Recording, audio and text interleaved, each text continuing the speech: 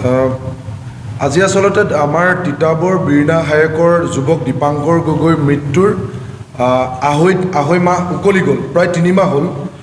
যোৱা 26 ডিচেম্বৰ তাৰিখে তেখেতক আৰক্ষীয়ে অত্যাচাৰ কৰি আত্মহত্যা কৰিবলৈ বাধ্য কৰিছিল। তাৰ বিৰুদ্ধে আমাৰ ধাৰাবাহিক প্ৰতিবাদ অব্যাহত আছে।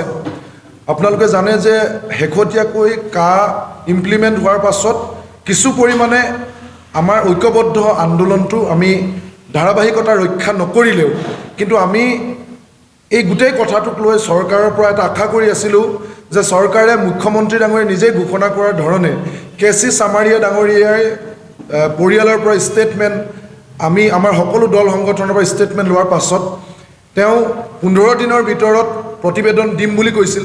কিন্তু কেচি চামাৰিয়া ডাঙৰীয়া 8 জানুৱাৰীৰ পৰা যিদিনাখন তেওঁ তিতাবৰত ষ্টেটমেণ্ট লৈছিলে সেইদিনাৰ পৰা আজিলৈকে 2 মাহ উকলি গ'ল। 2 মাহ 8 দিন হ'ল আজিৰ দিনটোলৈকে। কিন্তু আজিলৈকে কেচি চামাৰিয়া ডাঙৰীয়াই কোনো ধৰণৰ প্ৰতিবেদন ৰাজহুৱা নকৰিলে বা পৰিয়ালৰ লোককো কোনো ধৰণৰ তেওঁ অৱগত নকৰিলে।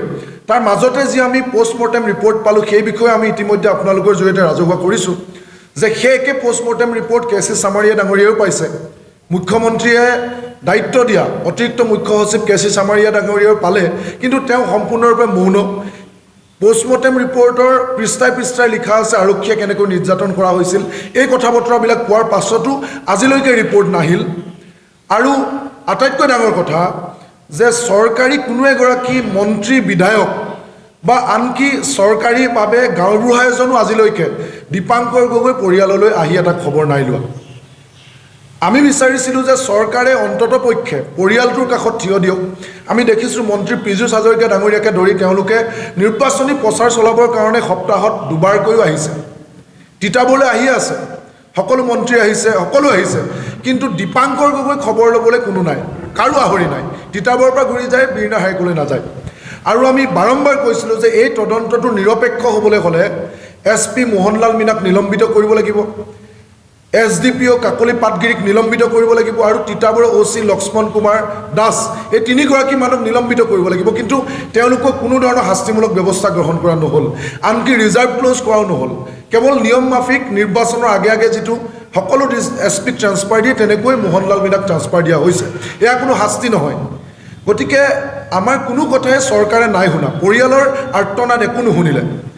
আৰু কেৱল মাত্ৰ আমাৰ যি আমি এটা ক্ষতিপূৰণৰ দাবী জনাইছিলোঁ, যোৱাকালি চৰকাৰে ক্ষতিপূৰণৰ নামত সামান্য এক অৰ্থ সাহাৰ্য পৰিয়ালৰ ওচৰত দিছে। তাৰ কাৰণে আমি চৰকাৰক ধন্যবাদো জনাইছোঁ যে পৰিয়ালটো অন্ততপক্ষে পৰিয়ালটোক আমি বিচাৰিছিলোঁ যে চৰকাৰে পোনপটীয়াকৈ কথা পাতক, নাই পতা, কিন্তু প্ৰশাসনৰ জৰিয়তে কিছু আৰ্থিক সাহাৰ্য আগবঢ়াইছে। কিন্তু আমাৰ উদ্দেশ্য কেৱল আৰ্থিক সাহাৰ্য নহয় বা সামান্য আৰ্থিক সাহাৰ্য। এতিয়া একমাত্ৰ পুত্ৰ মৃত্যুৰ পাছত পৰিয়ালটো চলিব নোৱাৰে। পৰিয়ালটোৰ লগত চৰকাৰে যেনেকৈ থাকিব লাগিছিল, পৰিয়ালটোক ন্যায় দিবৰ কাৰণে আৰক্ষী বিষয়াসকলৰ ওপৰত যি ব্যৱস্থা গ্ৰহণ কৰিব লাগিছিল, আৰু মুখ্যমন্ত্ৰীয়ে নিৰ্ধাৰণ কৰি দিয়া কেচি চামাৰিয়া ডাঙৰীয়াই অতিৰিক্ত মুখ্য সচিবগৰাকীয়ে যি তদন্ত প্ৰতিবেদন দিয়াৰ কথা কৈছিল, একো নিদিলে। গতিকে পৰিয়ালৰ লোকক সংস্থাপনৰ ক্ষেত্ৰত চৰকাৰে গুৰুত্ব নিদিলে, প্ৰতিবেদন ৰাজহুৱা নকৰিলে, দোষী বিষয়ৰ ওপৰত শাস্তি নল'লে, চিনাক্ত নকৰিলে। এই আটাইবিলাক কথা এতিয়াও চৰকাৰে কোনো ধৰণৰ ব্যৱস্থা নল'লে। গতিকে আমি মুখ্যমন্ত্ৰী ডাঙৰীয়াক আজি আমি পৰিয়াল বা ৰাইজৰ হৈ দল সংগঠনৰ হৈ দাবী জনাইছোঁ যে নিৰ্বাচন সমাগত, নিৰ্বাচনৰ আগে আগে আপুনি এই কথা বতৰাবিলাক মীমাংসা কৰক। আপোনালোকৰ প্ৰতিনিধি পৰিয়ালৰ ওচৰলৈ আহক আৰু আহি এই আটাইকেইটা দাবীৰ ওপৰত আপুনি ব্যৱস্থা গ্ৰহণ কৰক। আৰু আমি কৈছোঁ যে যি সাহাৰ্য আগবঢ়াইছে সেয়া পৰিয়ালৰ কাৰণে কিছু হ'লেও সকাহ হৈছে।